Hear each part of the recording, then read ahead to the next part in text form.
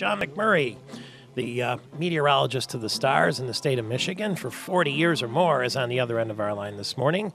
Good morning to you. Good morning, Michael. Indeed, it was the harvest moon, the first full moon closest to the autumnal equinox. It's called the harvest moon. Let's get this all straight. Why is it called the harvest moon?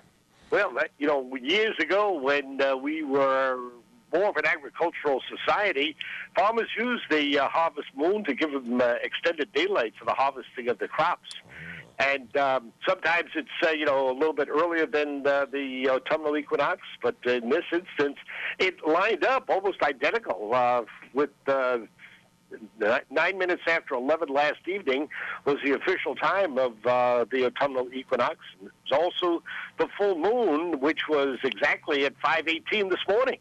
So the autumnal equinox means the day was just as long as the night? Is that right? That is correct.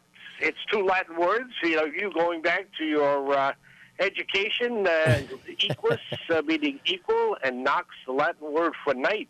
So you have equal night, you have equal day, 12 hours of daylight, 12 hours of darkness. That's right on the equator for us. It's a little bit skewed in Michigan, in the mid-latitudes. So today, then, therefore, is also the first day of autumn. Is that right? The first full day. That's correct. Oh, boy, there it goes. And we don't even start talking about Indian summer yet, because that's a whole different matter down the road yet. But that's correct. That's the period after a first hot freeze, the mild spell after the freeze. So we still have a few more of these astronomical and agricultural events.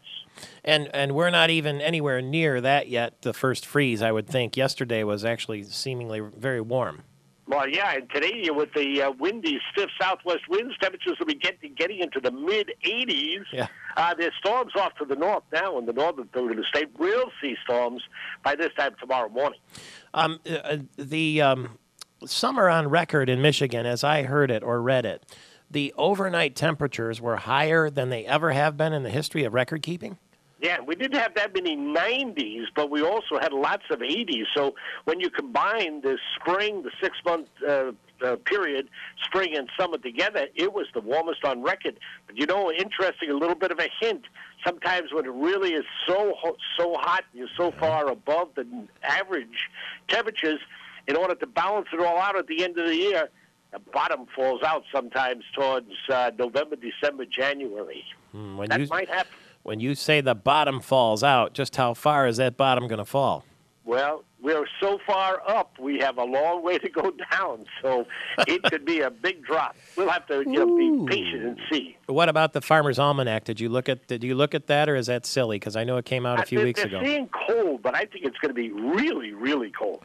Ooh, what about snow? We got people at Crystal Mountain and Boyne and I think they'll also get a good amount of snow, especially because the water temperatures in the lakes are so high. They'll be getting lots of good lake snow. So off in the northwest part of the state should be really great for winter skiing. Maybe not right at Thanksgiving, but I think as we head into Christmas and January and February. Well, happy autumn to you. Happy autumnal equinox. And, of course, the harvest moon is something we celebrate. You betcha. All right, all the best. John McMurray, who has been a broadcaster in Michigan now for over 40 years on radio and television all across the state. And today it is the harvest moon.